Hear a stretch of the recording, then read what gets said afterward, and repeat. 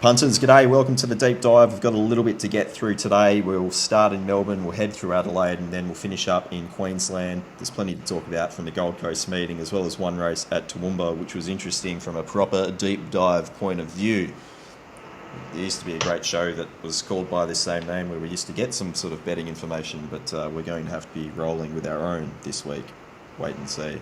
Mark Rhoden, welcome back. We've already talked about Gosford this morning, but there's a few horses that you've obviously got a good affiliation with that have been through Sydney and turned up elsewhere around the country and posted good figures. So it would be good to get your point of view with a few of those, as well as some of the betting movements. You might be able to give us a little bit of your insight into what might have happened there on the weekend with a few of these. And Curls, obviously another winning week, winning set for yourself, just trucking along beautifully. Yeah, not a lot of. Did you get a Ciurleo gym report this morning as well, like the other day? Have you been? I've had a bit on this morning on the review side, so I've put the session back to 3 p.m. today. But, I'll give you an update on the tweet. I always found the afternoon sessions to be a lot harder. You're not as fresh. You might be a bit dead already. I don't know. We'll wait and see, because that could be quite comical this afternoon. But if we start at Caulfield, Jamie Carr's ridden 5 winners. It's like a whole heap of narrative. But just doing small things right on favourites is the way I'd describe it for the most part. I don't know if you two had anything further to say. Not really. Great effort. Jay Dickens multiplying up 3 of them for a good result too. Was it races 1, 2 in the last, I think? Yeah. Was it $5 up the triple? Yeah, a bit more. And look, to be fair, I mean, if you're doing sort of like the indirect all up, you probably would have got a better price in the end, because a few of them got a bit soft late. But XL Man did, didn't it? Yeah, and even Eton in the last was getting out to, if you really liked it, if you marked it short, you had a great time there late. It was $1.70 freely available for the most part. But Curls, that last winner, Eton, is probably the one we should be focusing on, because could it be heading up your way? Yeah, well, there was a little bit of a few murmurs on tweet about the all-in price for Ayrton for the Stradbroke, which I think was around $4. I don't know for sure. I don't look at those markets. But yeah, it's just sort of seeing where he lines up, I suppose. There's been talk about coming for the Stradbroke. He's probably going to have to win the Fred Best Classic, which is a 1350 metre race for 3-year-olds, which gives you a golden ticket. I think just with his racing style anyway, what we saw on Saturday, like, first of all, I need to be a narc here and say JK won on what she should have, so well done. But this one here, she rode it like the best horse. She sat back, off fence, out of danger, just behind a good tempo, and was still very strong through the line, I thought, but did it comfortably. Yeah, I think that's probably the key thing. Yeah, starts favourite in a Fred Best, all things being equal, with a reasonable gate and stuff, for sure, doesn't it? Yeah, definitely. Dicko's already fired it out. It's Punting Form Podium for the day on Twitter, so if you haven't had a look at that, just head to any social media and you'll see it. But he's obviously said that track favourite on pace, nothing won from worse than 5th in run at the 800, and he said just follow Eton anywhere. It's elite and not yet warm, which I think is pretty fair to say if you just have a cursory glance at what it's produced on the data. Good overall figure off a slow tempo. Ticks a few boxes there, really. The other point of interest on the Caulfield card, and one that the captain Jack is sort of half blown up about, was Rousseau, who was on its sale, and it didn't really get warm on that occasion. It was coming out of a very slowly run race previous to that, but the market certainly wasn't afraid to back it at Caulfield, and it's improved its PB a fair amount by the looks. I think that's what Jack was trying to say. Improved 18.7 lengths from last start at sale is what he was saying, but $17 into $7. Mark Rhoden, in terms of a Wallace setup, how does this figure? It's not quite the same thing, but one of his tricks over the years has been preparing horses for the Doncaster by running them over 2,000 to start before, sometimes even just a week before, and then getting those sort of miles into their legs and then dropping them back to a pressure mile, and he's done it on a couple of occasions and got the cash. Now, Rousseau, totally different setup for Rousseau. He's coming out of a slow run 2,200 odd metre race at Sale, And look, he's only won on Saturday because they've gone so fast. Mm. He's clearly got no turn of foot whatsoever, but he'll keep grinding away at one pace. And when it sets up like it did on Saturday, he can win. Look, his last 200 is 12.72, very pedestrian. But it was literally a case of last man standing. That the others had just knocked themselves out, and he was on the spot. Kells, you've been following the Wallace stable in Queensland. What do you make of the market support for it? And I guess the key little quirk for me is it was Waller's only horse at Caulfield on the day. Yeah, well, they run well when the money's there, don't they? That's just it's not a secret. It's this is a bloke with 4,000 horses in work across 3 states. I don't know how they do it, but they have the system that works, and money talks. I think we see it regularly. I didn't do the form in this race, obviously, but there must have been. Was there speed on paper? There must have been, because that would explain a lot of the betting move, I would think. Yeah, I can't really answer that, but 13 points. Figures get inflated when you get a fast speed, especially in middle distance races. Yeah, for sure. The early benchmark is generally it's such a slow figure that when there's any sort of pace in the race, it can blow it up. So, the race at Sale wasn't really a race. It was slow, and then they dashed home, and this was the diametrical opposite. Yeah. And obviously a fit horse having 7 starts prior to that event as well. So, yeah, I think you sort of add all those little things up and findable to a certain extent. Okay, we'll leave Caulfield there because none of us really paid that much attention to it because it's Caulfield off-season. No one really gives a shit, to be honest, unless you're betting there. Morphettville, Explosive Jack. Now, we did speak about this horse on the preview, and Curls, you were keen to be with Let's Crack a Deal as well at each way, and they've completely gapped the rest of the field. Mar Eustace, distance ranges, clearly superior to probably any other training group partnership of however many years. I don't think I've seen anything in my time betting like this before. And obviously the winner's looking, I think both of them are actually looking at going up towards Queensland for their derby as well. So run us through what that platform looks like, Mark Rhoden. If you're going for 4 derbies, have you seen a horse that's gone for 4 derbies previously? 4? No. Certainly not including Tasmania and South Australia as 2 of them. Yeah. That's a new one. It's funny, isn't it? Back in my day, so to speak, horses, when they're 3-year-olds, they just keep running them if they're in form, staying 3-year-olds. They'd have their spring prep aimed at Melbourne, then they'd get them up to Sydney and then press on, maybe to Adelaide and Brisbane, but certainly to Brisbane. And now they like to, that doesn't happen anywhere near as much. The preparations are a lot shorter. So it's it's a bit of a throwback to the old days. It's good to see. If he keeps rating at this level, they won't beat him in Brisbane either. There's nothing up there that can do this sort of figure from what I've seen. So why not? And you can almost back these 2 blind when they get to 2,000 plus, can't you? It's phenomenal. But he's heading that way. He's the one they've got to beat. Especially when you're looking at some of the breeding of these horses as well. Explosive Jack is a Jackalberry out of an Ekra mare. Off the top of my head, Let's Crack a Deal is Done Deal out of I want to say as a Beal mare. I'll check that. But you're seeing some of these horses that they're picking up, that they're racing over staying journeys, are proper bred stayers as well. By which you mean no stallions standing in Australia have anything to do with them? Yeah, exactly. That's a good way of putting it. Cue the narrative that we need to breed stayers. God almighty, that does my lid in. Just go and buy them from overseas. Yeah, well, they do, but I don't know. Well, we've never bred as good a stayers as New Zealand have anyway, and not in my lifetime.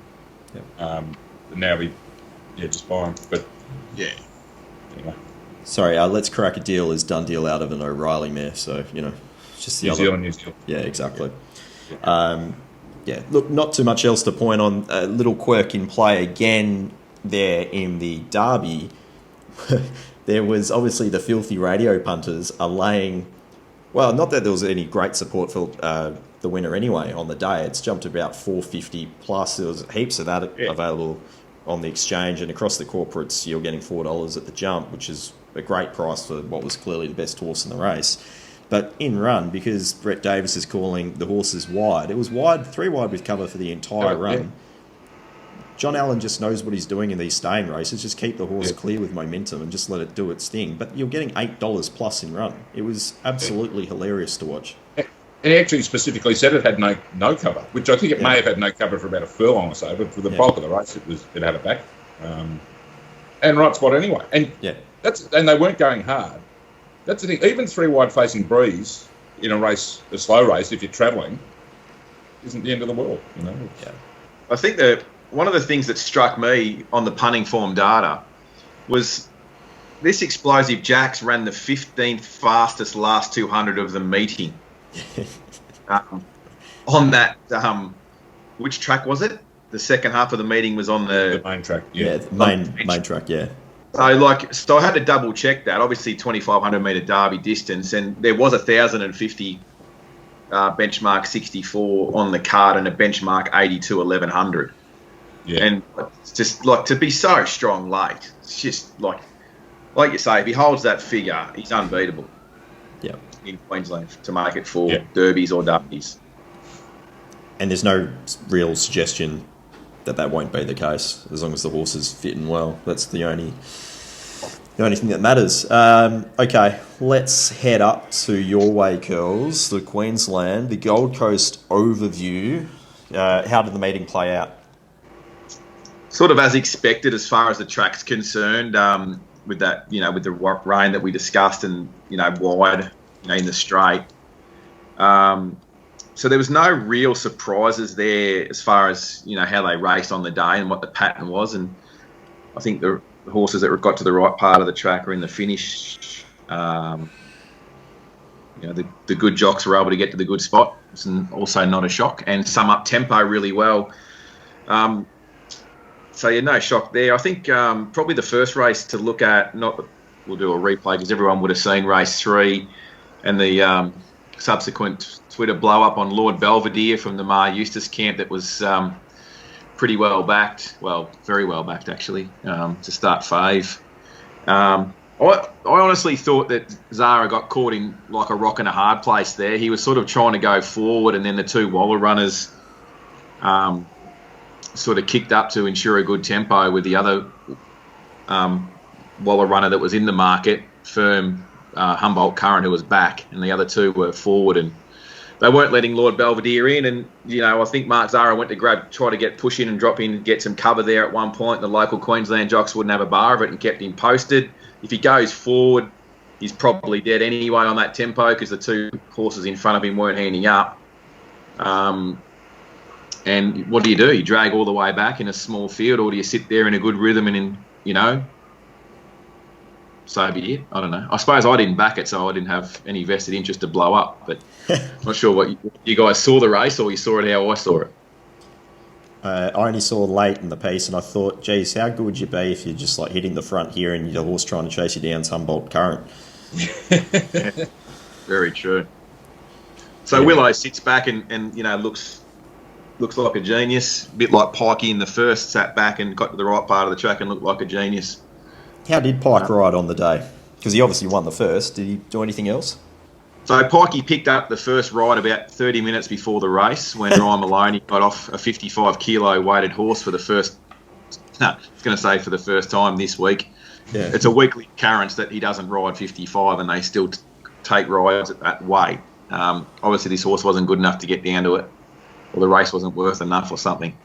So Pikey picks up the ride last minute. Nice tempo, leader over racing after wanting cover and not getting it, and Pikey gets to the middle on a well-backed Waller runner. They went up $12 the first winner early in the market, and I looked at it at $7 after a couple come out and thought, I could nearly be involved, and then it was $3.60 on the day. Anyway, so that was I think it SP'd about $4 in the end, but Pikey went on that. I thought he rode okay. Just, yeah, it's what it is. it was my favourite part of the whole Pike experience at the Hollindale was, and well done to the club for getting him there, and the social media stuff that went around. Zach Purton sent a video into Pikey. The marketing intern put it on our list for this morning's rundown. Zach Purton sent a video to Pikey. Sent a video saying how he'd give Pikey a few tips on how to ride the track, and wishing him all the best and all that sort of brilliant narrative. Me being the cynical analyst that I am, had to go back and have a look for have a look at Zach Purton's stats at the Gold Coast track. I think he rode something like 3 winners from 27 rides. So that was invaluable knowledge there that he was able to pass on to Pikey. I don't think you're too upset about that, Zach, to be honest. No, it's not worrying you. No. Not worrying you. That was back in 2006. I think that's when he started his apprenticeship, probably, or 2005 or something.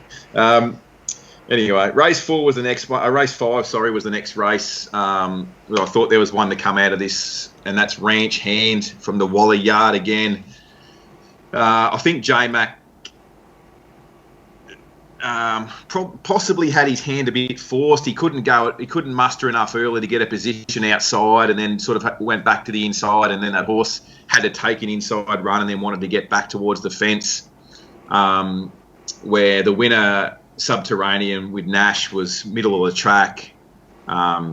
Nash being, aggressive, hitting the horse whipping the horse more than you're permitted to win by a nose, to knock off the even money favourite. I marked this horse as my sort of JJ horse before Saturday. I thought he'd be better over further, and certainly we'll be sticking with Ranch Hand out of this race. It's the best horse out of this race going forward as it gets up in trip, for sure. Yep. Probably the only horse to be in I suppose Baller was another horse that sort of went inside and left me scratching my head. Another Tony Gollan runner that debuted for the stable after being through the ringer everywhere else, and lobs up here and wins the gold market first up. Just freak out at Gollan. But anyway, Ranch Hand out of the 2-year-old race for me going forward. I think it's like the obvious. I don't think I'll be the only one on it. The winner's one of Rob's, by the way, Subterranean. He was keen on it when he saw it in Sydney to start before. Yeah. Unlike Rob to pin a 2-year-old early and see it winning. Yeah. Well, Ball was also one of his as well. We won't forget. Subterranean on the same day. Yeah. Round 9. Yeah. Oh, well, I bet you were all on it yesterday, Saturday, please. I wasn't. No, I wasn't. No, definitely not. So I think the gold, the gold for the whole meeting overall, and this race is a great example. I think the gold is going to lie outside of the obvious here. Outside of what the data necessarily shows up. This race 6, the Bracelet, prime example. Obviously the winner, Grace and Harmony, sat back, great, good tempo, like minus 6.3 this class at the Gold Coast. Well, that's sort of rating the race at a Gold Coast track, which is a provincial track. Yep. I think the figures are going to be a little bit faster than what the necessarily what it is here when we have a look at the replays and adjust for the track and that sort of thing. They've gone very quick here, and J-Mac, best parting track, completely blessed in run, wide with cover, dashed away late. The horse that I marked as extremely unsuited was the stablemate, actually, number 2, Easy Far. Really didn't have a lot of option from the gate, going forward there from gate 17, and they went quick and did a bit of work, and it chased a hot speed, and it still was able to get off the leaders on the corner and show a bit of dash. Obviously, the other horses that finished ahead of it, the winner, its stablemate, Signora and Nero, we backed both of those, by the way, on the service. The winner and the second horse. I just thought Easy Far went enormous. I thought the horses that got past it were more than entitled to, and I thought it boxed on pretty well. I'm not sure. I know Easy Far is one of Rob's as well. He likes this horse.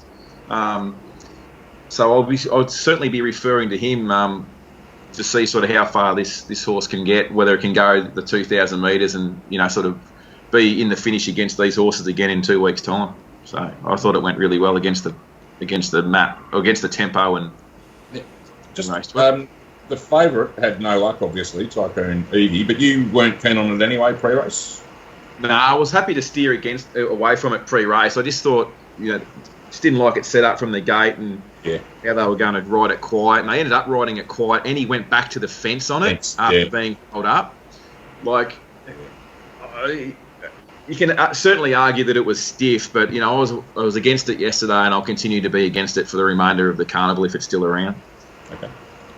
Yep. Yeah, that makes sense. Okay, what about this feature, the Hollindale? I mean, the Gold Coast Guineas was atrociously slow, and Marbouche's just sat there and just done Marbouche. Wasn't it a terrible race, the Gold Coast Guineas? I didn't put it on the rundown because Jimmy Byrne was, I don't know, like he summed it up really quickly. Everything sort of jumped and grabbed hold, and he's wide, and so, well, I'm pushing on. He sits OSL, the leader was like millions, and they've gone out like 12 lengths slow. Yeah. The leader was only 50s. The leaders ran second.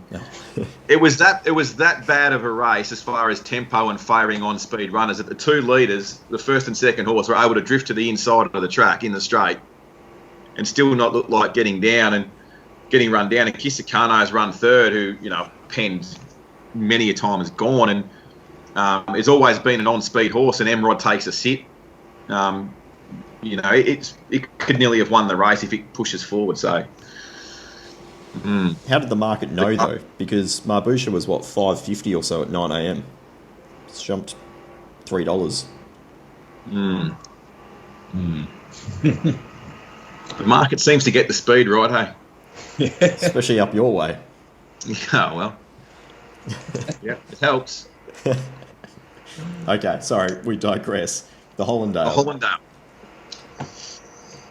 Oh, look, I think I sent in a voice memo pre-race that this Zaaki, I think is a miler, and I don't want to be on it over 1,800. And I thought like a horse and I backed Homesman. I had half a unit on Homesman, thinking that from the gate with no speed in the race, he just rolls forward and runs similar to what he's done in Melbourne on speed and good tempos and strong. Like not even in the picture at any stage, and Zaaki's like up on the speed at like pedestrian pace for the class, travelling, so it's not getting tested at all, and it's dynamic at the mile, and that's what it was able to do. I think it's completely blessed in run, completely blessed in every way that you look at it. Like I'm potting it. I'm potting the win, as silly as that sounds. I'm going to stick to the fact that I think it's a miler that was completely blessed to run 1,800 off that tempo on Saturday. Best part of track, best tempo, best ride, best everything, and was completely flattered. Potting it's probably a hard word. Might get the right setup again, or back to a mile even. But I think it's going to the Doomben Cup. Right, 2000 okay.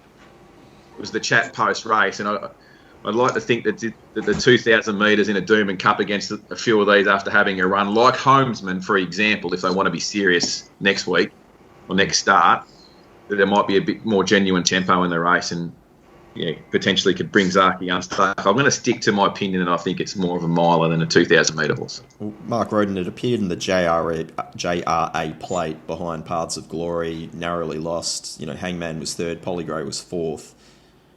It was just an even tempo race. The figure was fine, but we what do you were think? talking about this the other day, whether it was the 2,000 that saw him out or lack of condition, but. Or even the way the track was playing at that stage of the meeting, because it did look on the turn that he and Hangman were going to quinella it, and Paths of Glory got up the fence and did him. I don't know. Yeah, we also said he's got he'd only run at 2,000 metres once overseas before getting here, so certainly wasn't considered a staying type in his previous life. So I suppose the jury is out on that score. But once again, the market got the map completely right before they loaded into the gates. It was completely off the map, this horse, for a race of this quality, and not as if it was like let's sort of nibble away at this all day and start 360. This was $7 at 2:30 p.m. Yeah. And it was halved in price. It started 360. Yeah. It's halved its price. Yeah. So once again, the market too strong there, and I think, I think J-Mac probably showed a little bit of class there too on the day. I think with some of his rides, and it's almost like he was putting horses where he wanted to. Apart from that Ranch Ham one, which didn't quite go to plan because it didn't have enough speed, but everything else just went to script for them on the day, and sort of favoured the ones that were backed as well. Yeah. Is Melody Bell hanging around in Queensland? Because I'd love to see just another run where she's in the market, because it just keeps happening. Yeah. I read on somewhere I read that she was probably not quite ready for Saturday's event with an eye to the 2,000 metre race in the Doomben Cup. And it still goes around $7.50. Yeah. She's not right. Mark Sheen was saying that she either looked terrible or she'd worked dreadfully before her run in the Tancred, I think it was. Yeah. She'd won. She's only got one good run in her last couple of preps. There was the start before she got here in New Zealand. She looked like she might be back to her best, but the 4 mile round, it's pretty average. A couple of things to note out of the stewards report too, that she did go a pre-race vet examination and was cleared to start and did lose a plate. Okay, yeah. I don't think all's well with her at the moment. And speaking of market-making horses, what about Avilius? He's done it again. Oh, yeah. Just does what he does every time. Got his soft track again, I backed him in the bloody Doncaster, but at least he was double-figure odds up there. Yeah, Avilius is certainly, he's a friendly type of horse. He likes to run around with his mates. Yes, exactly. Yeah. He's certainly a herd animal. Is that? Well, he wasn't once, but it's 2 years ago that he was dominating on wet tracks and Group 1s in Sydney. But that's a lifetime ago. I don't know what to do out of that race. I thought Toffee Tongue sort of ran okay. Out of all the horses that were sort of behind Zaaki, that were sort of inside most of them, and sort of found the line okay. But there's a few horses there that you just got to completely forgive, that were sort of sat back off a slow tempo, and he never got hot. It was, like I said earlier, I think the gold in this meeting lies away from the obvious, and going to be a lot of tempo-related turnarounds in form, I think, going forward. Thoughts on the run of Humidor? Yeah. Pass. I think they'd be happy with that to push on. I suppose it's it was like 20s out to 40s. It was there to have a look around. Past a lot of these run to market. Yeah, it's amazing how accurate the market is with these horses that are well tried and well exposed, and connections and people in the know or whatever else that drives these markets. They were pretty well on the money today in that race. Like Homesman wasn't, it was like the short of $7 at one point in the day and goes off $12 and ran accordingly. There was a number of those sort of in that race. So there'll be some form turnarounds out of that race. Speaking of market, do you want to touch on Maui Girl in the last? It's $12 at 9 a.m. It's jumped, $4.80? Another Annabelle Neesham steamer on the day, as Mr. Dickens like to call them, steamers. Yeah, well, wasn't this a great result? Let me just. I didn't want to push that as my primary agenda, but yeah, Yamazaki was a great result for all concerned. We're on Yamazaki, and I fucked up here. I didn't have enough on it. Like I said in all week it was the best horse in the race. I sent out the preview saying it's the best horse in the race. It gets to the right part of the track, and Zara won't be fucking this up. He'll be getting to the right part of the track early because he's on the best horse, and that's exactly how it panned out. I'm sick on myself for not having more on it. She's got a great affinity with the Gold Coast track now too, hasn't she? God. Yeah, it was very reminiscent to how she won here a couple of starts ago. Well, not a couple of starts ago in her prep, but a couple of times back at the coast. Yeah. I suppose when you get a track pattern like that, as we saw on Saturday, that's exactly what she needs, because she's one-dimensional in a way. You can't bustle her, and she's got that tremendous turn of foot. And so if you get a track playing like that, it's right up her alley, I suppose. And it also, we did have a very small bet on Alison of Tuffy as well, because I knew that it would be the on speed and had Nash, and it just sort of worked out beautifully. I couldn't understand the money for Maui Girl, and to be honest, I didn't even go back and have a look what happened, because I was too busy roaring the winner. I've only watched the replay twice, and the only two things I've looked for is how quickly Zara put this in the race and how far we're going to win by at what point of the race. I think it's the 700. It's almost a bit of Shooter McGavin for you there, Curls. Where did Maui Girl run? Dead last? No, she had a good day though. I was too busy winning. Yeah. I think people have just plugged in a number there with Maui Girl. She ran, before she transferred to Annabelle, she ran very close up in the Newcastle Newmarket, which is a pretty good race, better race than this. Yeah. Does look almost outlierish to me though, but people have obviously just plugged that number and says, if it runs up to that, we can win this, and just bet. Yeah, it did go around at 50s on that occasion though, so it's... It did. And then it got nowhere at Hawkesbury at the start. It's just... So it's too good for me, but I think I'm just trying to reach for an explanation, that's all. Yeah, very, very strange. Well, speaking of bizarre market fluctuations and trends, we'll talk about this race in play. It was Toowoomba Race 2, which again just coincides with a Shane Ciurleo winner with a Issaquah. Issaquah? Is that how we call it? That's what we're calling it. All right, but it's settled rearward on the fence. It wasn't exactly a really strung out field or anything like that, but in play, someone was laying it. You could have $3,000 at $7.80. I don't know if it was a radio punter who just basically thought, well, if this thing doesn't jump, I'm just potting it, but it was absurd, and the horse didn't trade below $5.50 and it won. I've never seen anything like that in play. But just run us through. I should roll the tape. Roll the tape, really, on this race. Question without notice, obviously. Not because we're on the winner at $9.50. It won at $5.50. Not that fact at all. Just the fact that the in-play market was so bizarre. Yeah, and it got matched, that whole thing. Yeah, it did, but in the end, it didn't trade any shorter than $5.50, and it still won. Amazing. So there was cash left on the table if anybody else wanted it, but here we go. Here we are. So this is race 2 at Toowoomba.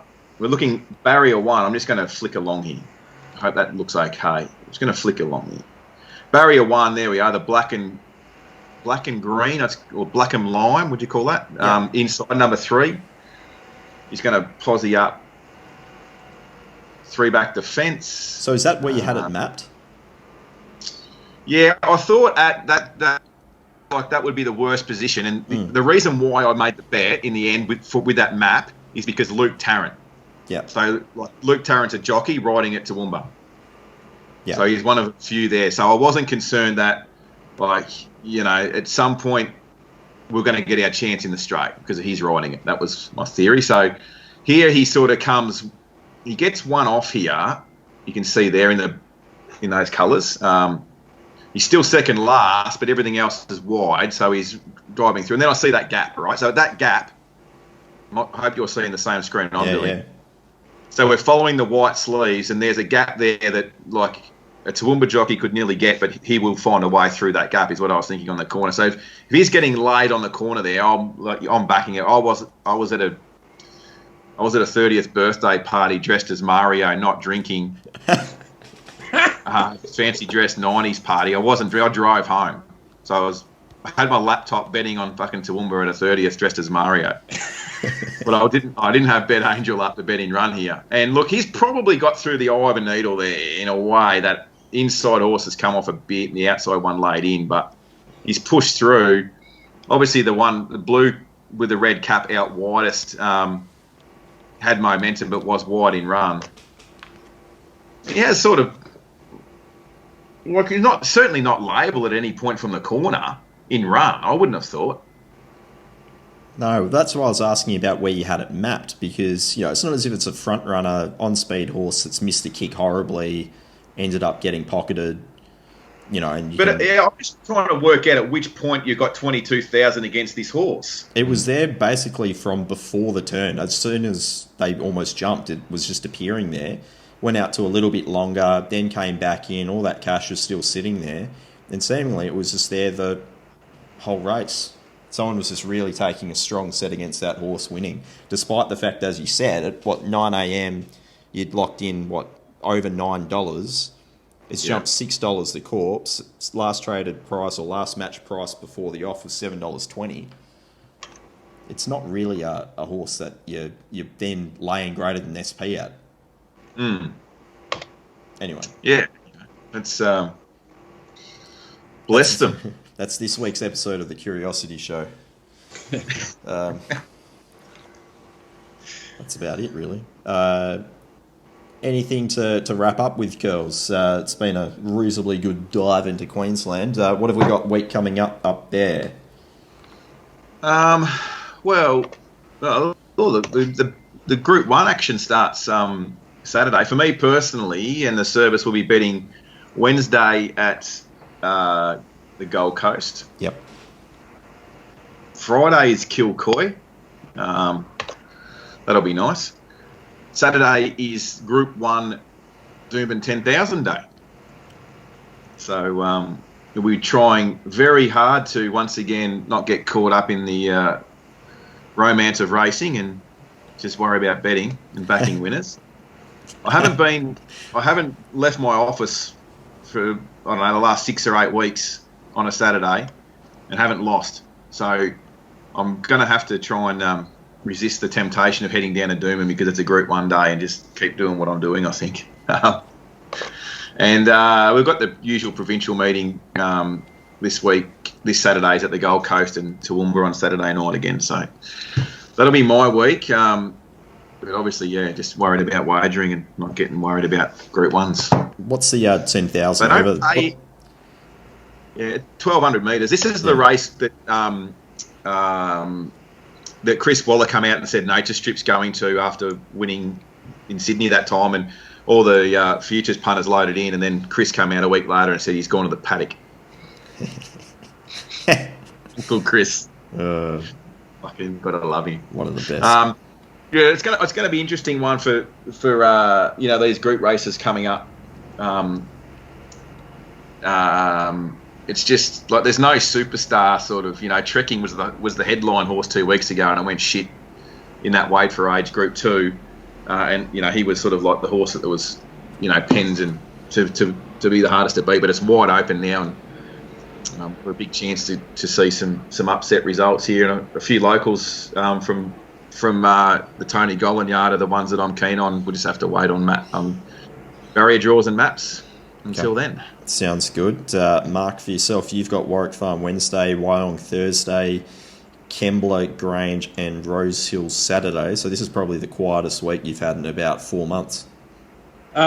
Scone Cup Friday. Okay. Scratch that. And actually, Saturday at Rosehill is actually day 2 of the Scone Carnival, but they're running it at Rosehill because I think they couldn't get sponsors or something up at Scone for a 2-day meeting this year, so they've handed back one of their carnival days.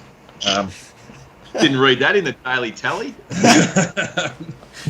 So yeah, the Scone Guineas is at Rosehill. The Scone Cup's at Scone on Friday, but the Scone Guineas is at Rosehill on Saturday. So. Racing New South Wales just never ceases to amaze. It's staggering. How good that they still have all those listed races though from the Scone Saturday. It was it was the Hunter Valley Breeders' Race Day, wasn't it, or something? It was, yes. Yeah. Okay.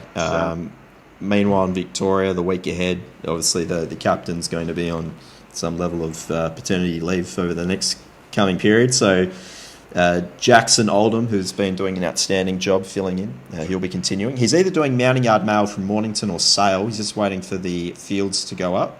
and then he'll confirm which one of those tracks he's going to target for the midweek punters. But then there's a bit of Hamilton Thursday with Pakenham into the night. You've got Geelong Friday. I'm sure they'll be finding a few little maidens or something to bet into. Same with Cranbourne. And then Flemington on Saturday. Myself and Jacko will be tackling that meeting, but I'll let him do all the work, really, because I don't need to try and butt in. He's doing everything well. So, yeah, that's the Andrew Ramsden, that 2800 meeting. That's the golden ticket race, is it, for the cup race? Yep. Yep, that sounds about right. And then in WA, it's the last week at Ascot before they switch back to Belmont. So I think Chris Parnham said the track is absolutely buggered on Saturday after he got off one of the winners. I actually thought it played really well, considering it is buggered. But yeah, we're certainly seeing that a lot of the fields are buggered because half the horses are waiting for Belmont, and so they're just setting them up. But there's a few that are absolutely primed and ready to go. So I can't wait for that first couple of meetings back. We'll be launching some units. Yes, I hope Jack has a safe week with obviously some expectation around the birth, but I'm glad the baby didn't come, during the Swans and the Demons match, because quite enjoyed Jack messaging me consistently throughout the match saying, this bloke's not a premiership player, this bloke can't win a premiership, how can this team be 8-0? It's satisfying. I didn't even have to reply. Go D's. Go D's, indeed. And we won't talk about Richmond. No, just that they're off week this week. They'll probably win this week. Well, yeah, exactly. As long as they end up in the top 4, that's the main thing. Yeah. Meanwhile, the Hawthorn West Coast game was arguably the worst game I've seen in about 15 years, and I just won't watch another Hawthorn game. I think this year they are dead set, atrocious to watch. And they're going in favourites against the Kangaroos this week. Hey, my team can't bet anyone, but at least we're kicking the ball forward. That's the main thing. Hawks went inside 50 in perfect conditions. I was getting sunburnt sitting in the lounge watching it. And they went inside 50 35 times. It's the first goalless quarter at the G in 50 years. Like, seriously, give me a fucking spell. Kick the ball forward. You've got to score. Fucking Hawthorn. Seriously, free kick Hawthorn? Yeah, okay. Anyway. Fire a shot across the bow. Hawthorn. Disgusting. Anyway. That's been the deep dive. We'll catch up next week. Thank you both. We'll talk about some previews on Thursday. Maybe Friday. Not sure. Bye for now.